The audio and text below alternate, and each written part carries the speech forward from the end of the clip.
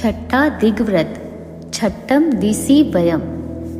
दिशाव्रत छठा दिशाओं का करूं परिमाण में। दिशाव्रत छठा का अर्थ है दिशाओं से संबंधित व्रत छठा।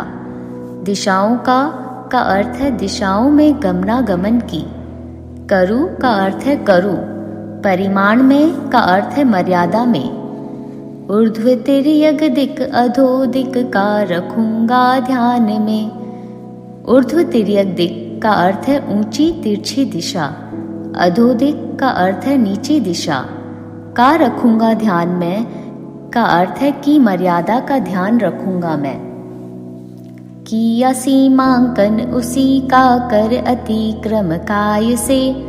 किया सीमांकन का अर्थ है जो सीमा निर्धारण की है। उसी का अर्थ है उसका। कर का अर्थ है किया। अतिक्रम का अर्थ है उल्लंघन। काय से का अर्थ है शरीर से। 5 आश्रव निषेवन का त्याग अपनी राय से। 5 आश्रव का अर्थ है मिथ्यात्व, अव्रत, प्रमाद, कषाय, योग, आश्रव। निषेवन का अर्थ है सेवन को। त्याग का अर्थ है छोड़ना। अपनी राय से का अर्थ है अपनी इच्छा से। इक करण अरु 3 योगों का स्मरण प्रतिदिन रहे। एक करण का अर्थ है करूं नहीं।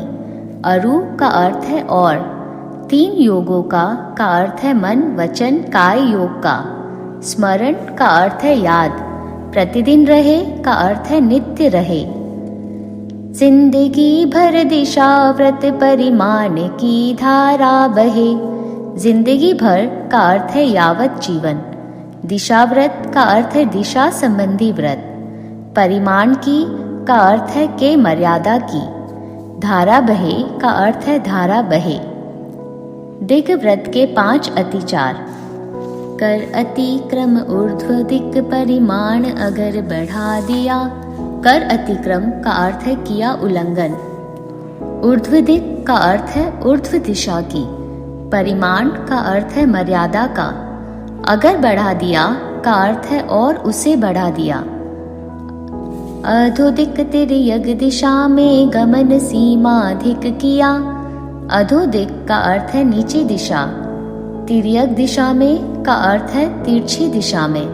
गमन का अर्थ है भ्रमण। सीमाधिक किया का अर्थ है की हुई सीमा से अधिक किया। घटाकर सीमा कहीं पर क्षेत्र में अभिवृद्धि की। घटाकर सीमा कहीं का अर्थ है लिए हुए त्याग से सीमा को कम किया। पर क्षेत्र में का अर्थ है सीमा से अधिक क्षेत्र में। अभिवृद्धि की का अर्थ है बढ़ोतरी की। विस्मरणवश बढ़ा सीमा निज प्रयोजन सिद्धि की। विस्मरणवश का अर्थ है याद न रहने पर। बढ़ा सीमा का अर्थ है सीमा को बढ़ाकर। निज का अर्थ है अपने। प्रयोजन का अर्थ है कार्य को। सिद्धि की का अर्थ है सिद्ध किया। जो मैं देव सियो अय्यारो कौ तस्य मिच्छामि दुक्कडम।